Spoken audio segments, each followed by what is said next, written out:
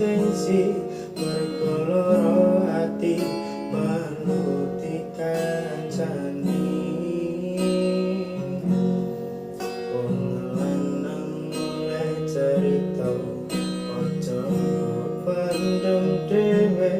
mengko kedaden akhire kaya ini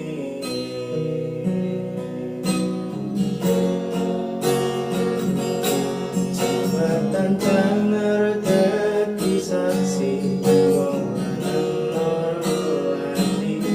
makane wong wedok aja gampang ngelarani wong lanang ora crita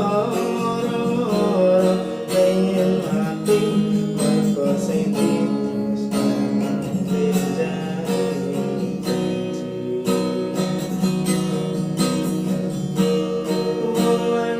yo